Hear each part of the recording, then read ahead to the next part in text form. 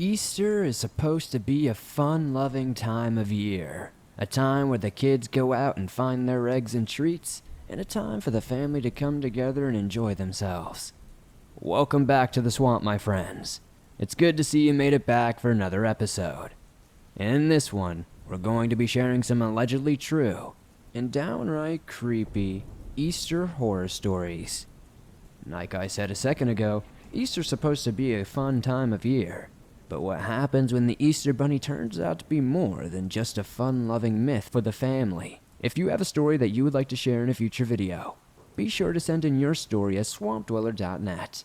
I'd love to share your story with everyone here in the swamp. It's stories like yours that help keep this show going. Be sure to hit that like button, give this podcast a 5-star rating, and share it with your friends to help the swamp keep growing. Now, let's get into these creepy and allegedly true Easter horror stories.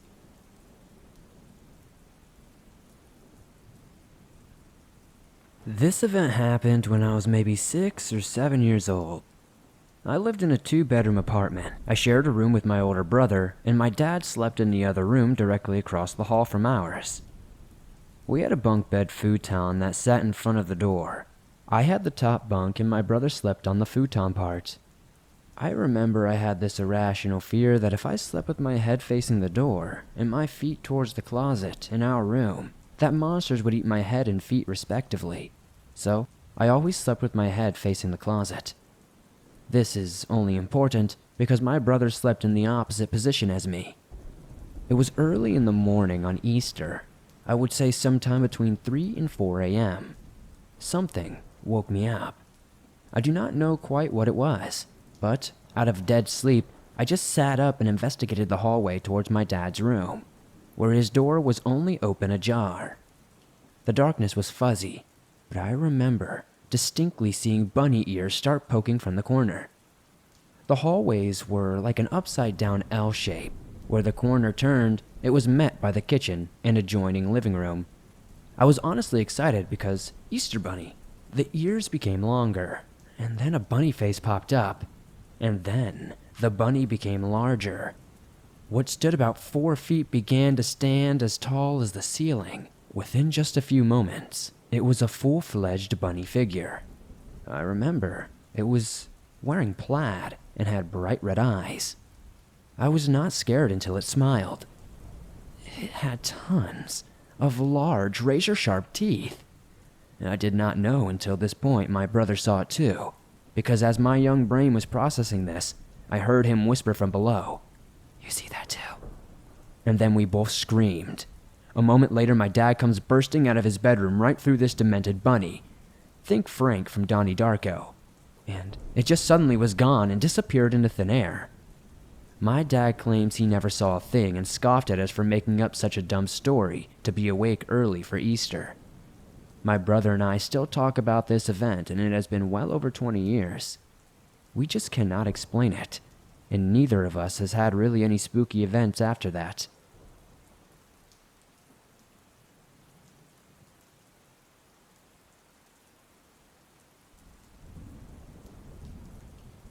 This event took place quite a few years ago, so unfortunately, I do not remember everything that happened, but I do remember nearly all of it. Anyways, this happened when I was around 4 or 5 years old on Easter Sunday. My family always gathers at my grandmother's house to celebrate holidays, birthdays, etc. So, as we do every holiday, my mother and I started our hour-long trip to her house.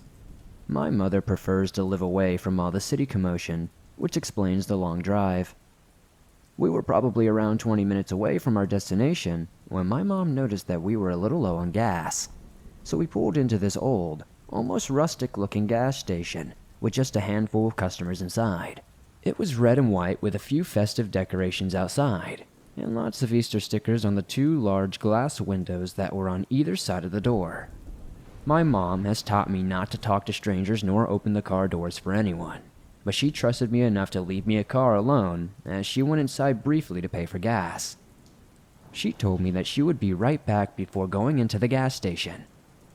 It felt nice that day, so the windows in the car were down so we could feel the breeze while driving instead of using the AC.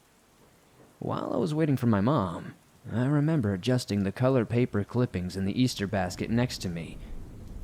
Then, I looked out of the backseat window. When I looked over, I saw a tall, older man, maybe around 30 or 40 years old, approaching my window. He crouched down slightly and looked at me. "Hi there, what's your name?" I remember him saying. At this point, I remembered that I was not supposed to talk to strangers. So I told the man that I'm not supposed to talk to strangers, according to my mother. He then replied with, "Well, we can be friends then. My name's Charlie. And now that you know, I guess I'm not a stranger, huh?" At the time, I thought he was right. In my mind, I thought since a stranger is someone you do not know, this man was no longer a stranger because I knew his name. The man and I had a short conversation that I don't quite remember. All I remember is him telling me that I had a nice Easter basket. At this point, I started to get a sick feeling in my stomach. But being a child, of course, I didn't really know why. My mom then walked out of the gas station and noticed the man immediately, and began approaching the car quickly, asking the man what he thinks he is doing. The man seems to panic, and pulls my door handle violently. He quickly realized that it was locked, thankfully, and proceeded to reach in the window and grab me by one of my wrists, and attempted to pull me out. This obviously scared me a lot, causing me to panic and pull against him. This caused him to let go and take off running. My mom quickly ran to the car and I unlocked the doors. She grabbed me and pulled me in an honest, painful bear hug. Then inspected me closely, repeatedly asking if I was okay. I ended up with slight bruises and redness on my arm where he grabbed me, but other than that, I was just shaken up. The reality of what had just happened set in at this moment, and I remember just crying and holding on to my mom right after I said I was okay. I do not remember anything after this point, but I recently asked my mom about it, and she said that she called the police immediately after. To this day, my mom still says that this was the most frightening moment of her life, and claims that if she had gotten there any later and came back to an empty car, she would not have been able to live with herself.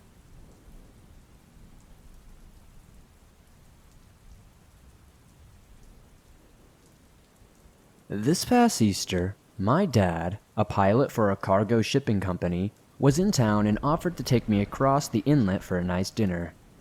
As his co-pilots were away with their families, they were also invited to join, and gladly did. While I waited for them to validate their tickets in the ferry terminal, I spotted an unlikely duo standing by the door. Two guys, late 20s at most, one large and oafish, and the other shorter and movie star gorgeous. I looked just in time to see Oaf nod in my direction, and MS makes a face that can only be described as, meh, I'd mess with her after a few beers. They stood close to us in the terminal.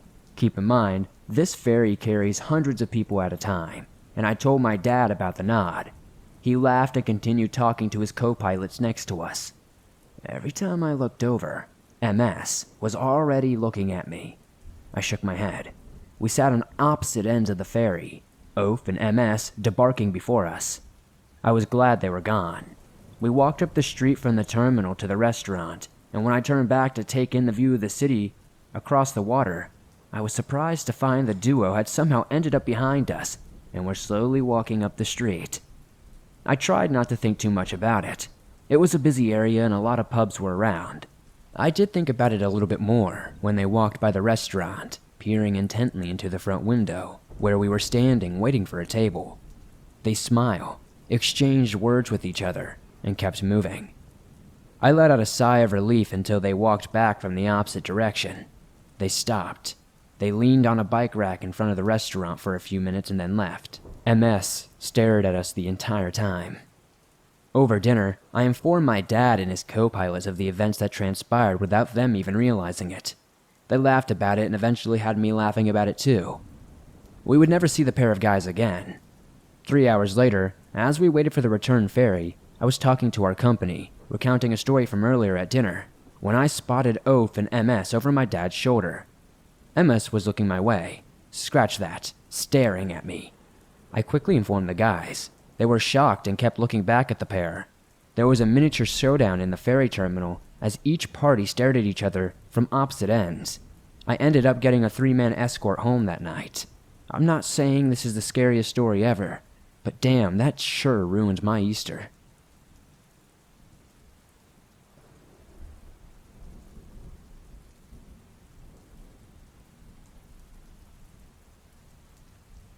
So this story goes back to when I was probably 5 or 7 years old.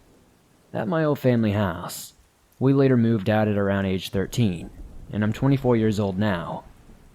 The house was quite large, 3 levels, 3 bathrooms, a living room, a big man cave basement, kitchen, dining room, etc. Not that this is important, but it was a large space with lots of action always going on with my siblings and friends coming and going. Super good vibes, never anything paranormal. Just a fun, chill house. But yeah, 3 of the bedrooms, mine upstairs at one end of the hallway with my sister's, plus a bathroom and my parents at the other end. One night, on Easter, I saw something. I always slept with my door open. At this time, my bed faced directly into the hallway/staircase. Directly outside my room to the right was the bathroom, and to the left was my sister's room. And touching the staircase and railing to the exterior bathroom wall was a small coffee table sort of thing. It had a game built inside under the glass. We still have it at my mom's house. Also, it had just a few random decorations on it, nothing strange. So when I woke up, it was sometime in the middle of the night, and moonlight was shining in through the hallway window as usual. A decent amount, enough to somewhat light up the hall and staircase railings so it was not pitch black. Immediately as I woke up, I saw what looked like a super dark black figure. There were no details, just the shape. It was facing away from me on its knees, praying on the coffee table. You know, like the classic prayer stance, on the knees, head bowed down slightly, and hands pressed together. It looked just like a human figure, nothing demonic or anything. But the only thing that was different is that it looked like it was wearing a cloak or a hood instead of just a flat-out human shape, if that makes any sense. I was stunned. Frozen. I hid under my blanket and went back to sleep eventually. And well, I guess that's it. A couple of other paranormal experiences apparently happened to my mom and some other kid's brother that she used to babysit. But nothing creepy really ever happened to the rest of my siblings. They said they never saw anything in that house or ever felt strange in their 15 plus years there. And to mention, we are not religious at all. No church, no prayers, nothing. I don't really know what happened that night. It's one of the most unexplainable things that have ever happened to me. Maybe it was just because it was Easter that the ghost and spirit was there. I have no idea. But I will never forget it. I hope you guys enjoyed this story, as it was definitely a weird and creepy thing to experience in the moment. Hey swamp folk, sorry to interrupt these stories. I just wanted to say before we continue that I really appreciate all of your support that you give this channel and show. If you haven't yet, please hit that like button, give this podcast a 5-star rating, and perhaps share it with your friends. It helps the swamp expand its ever-growing waters. Thanks guys. Now let's get back into these stories. Around Easter of 2008, my 2 best friends and I went to a brocation.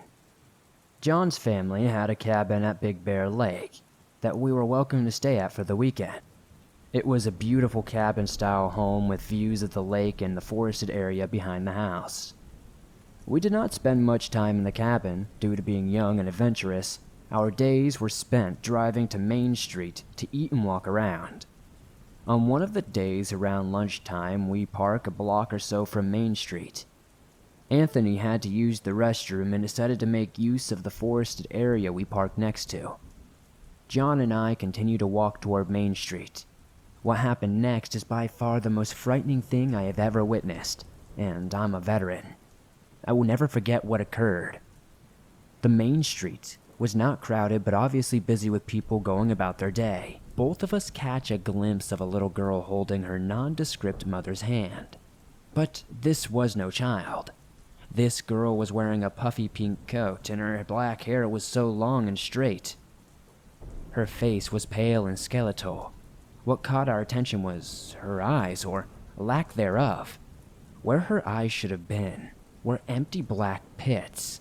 We stood frozen for a moment, trying to grasp and rationalize what we are seeing. That instant, the girl turns her head and looks directly at us. As this happens, John and I grab each other and turn our heads as if we were blinded by a light.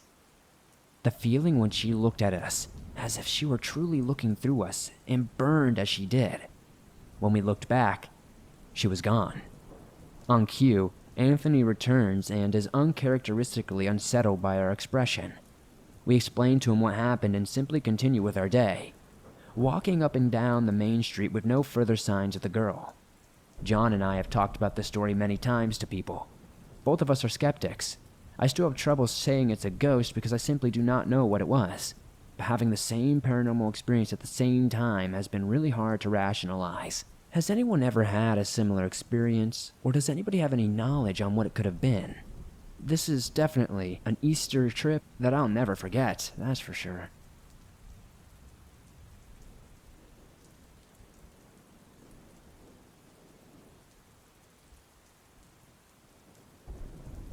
At the time of this event, I was 18, living in a large house in a wealthy area of England.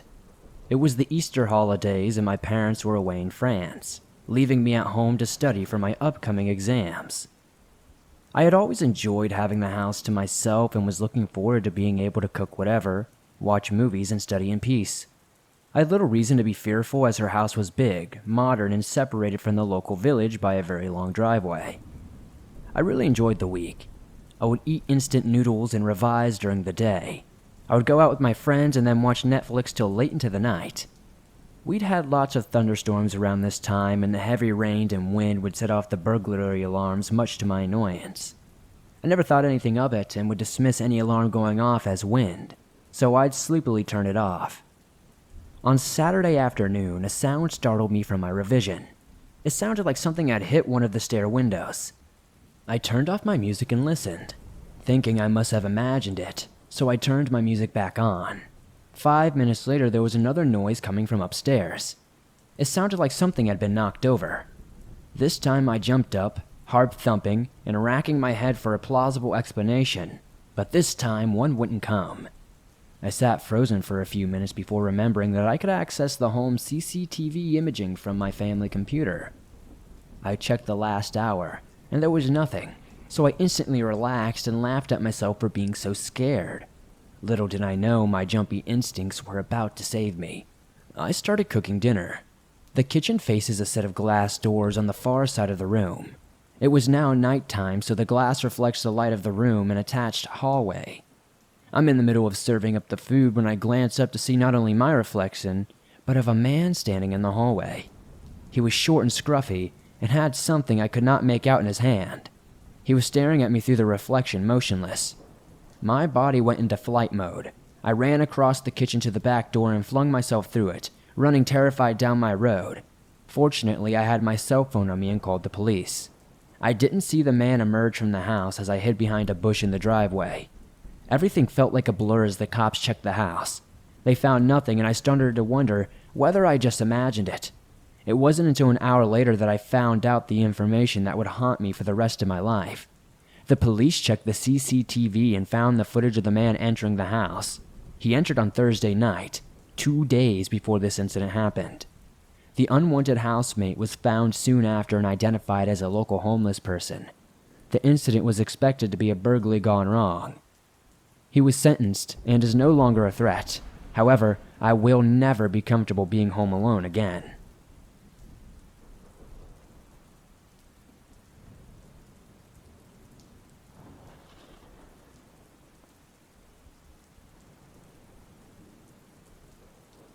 A few times throughout my life, I've had things mysteriously vanish, only to turn up days or even months later with no explanation as to where they have been or how they've reappeared. It's been a few years since anything like this has happened to me, until recently. For context, I'm a backpacker in Australia, and in March this year I headed to Kangaroo Island to volunteer in bushfire-affected areas with an organization called Blaze Aid. While there, I lived in a tent in their makeshift campsite, which was actually the local cricket club grounds. My tent was a last-minute purchase, as I'd originally been told that they would have a spare tent I could use, and then the day before arriving at camp I was told I would need to buy one, which resulted in me having to buy the only affordable tent left in stock in Adelaide's Target, a $39 teepee tent that sleeps 4 people. This tent, although pretty crappy, was spacious and allowed me to spread all of my belongings out. Bear in mind, I live out of a couple of backpacks, so it was nice to have a wardrobe for once. As coronavirus became an issue in the rest of the world, we were isolated from it all on that small island. But we were told as interstate borders were shutting off and the future of the camp was uncertain, if we have somewhere safe to go, we should leave ASAP. I had met a fellow volunteer who had offered me his spare room in his house in the city, and I agreed to take him up on that offer to have somewhere safe and warm to wait out the pandemic until I can get home. 2 days before leaving, it was a sunny, warm day, so the camp coordinators organized a barbecue for everyone, and we set up one long table outside in the sun. My friend and I got there a little later than everyone else, and the only seats that were left were the side facing the sun. So we both agreed to go and grab our sunglasses so we could actually enjoy the meal and talk to those who sat opposite to us. We run to our tents, hers is next to mine, and look for our sunnies. I put everything out of my backpack, searched through the wardrobe, even lifted up. I can't find it anywhere. I have no idea where they went. I was kind of pissed off as they were new after losing my last pair in Perth. But I went and had dinner, making a mental note to make sure I put my sunglasses somewhere specific in my bag when I find them. The next day, I take everything out of my tent to get ready to pack up. I empty my bags out completely, do all of my washing, remove the mattress and bedding, everything. No sunglasses. I repack my bags several times before leaving and conclude I must have lost them somewhere along the way, and I just have bad luck with sunglasses. Fast forward to a week later, and I've moved into this guy's spare room. My room is in a separate little building at the end of his garden, and I've half unpacked all of my clothes as and when I've needed them, but I decided that since coronavirus is probably going to be around for a little while longer, I might as well get comfortable and unpack fully. My backpack is on the floor in the middle of the room.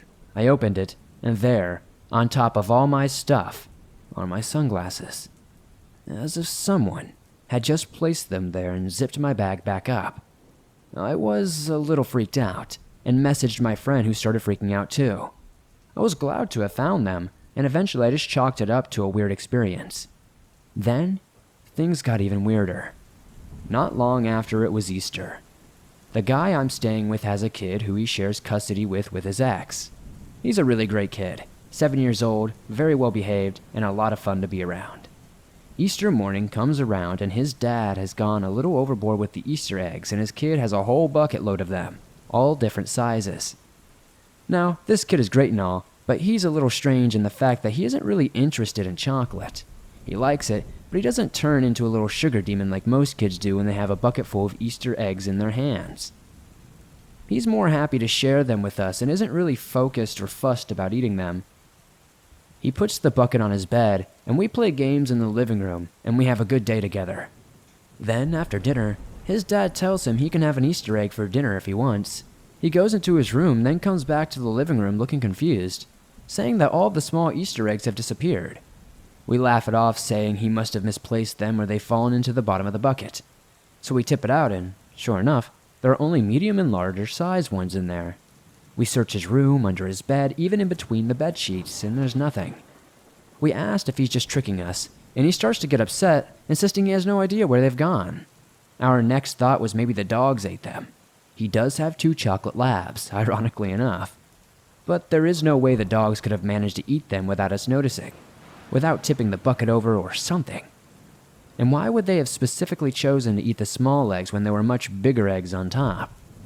Even still, we kept an eye on the dogs and an eye out for any foil in their poop. But there was absolutely nothing. When this kid was at his mom's house, we did a full-on search of the house thinking maybe he was just having a laugh or had forgotten where he had put them. Nothing. 20 or so small Easter eggs had just vanished. We still don't know what happened to them. I never told this guy about my missing sunglasses, because I thought it would just freak him and his kid out. But I get the feeling these eggs will reappear soon, and questions will be raised once more. This story isn't necessarily a horror story, more of a strange occurrence. But I think it fits your show.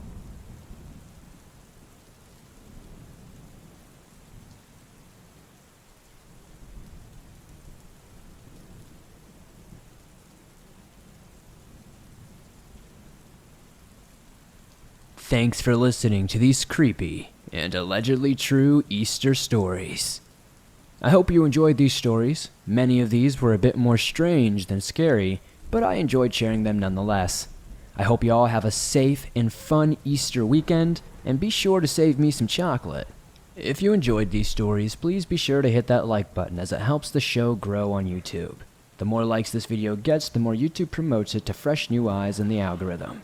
If you're listening to us on iTunes or Spotify or another podcast platform, please give this a 5-star rating as it helps the show grow over there a ton. If you have an allegedly true, scary story that you would like to share on the show, be sure to submit it at swampdweller.net or the email you can find in the description down below. I'd love to share your story with everyone here in the swamp. It's stories like yours that help keep this show going on a daily basis.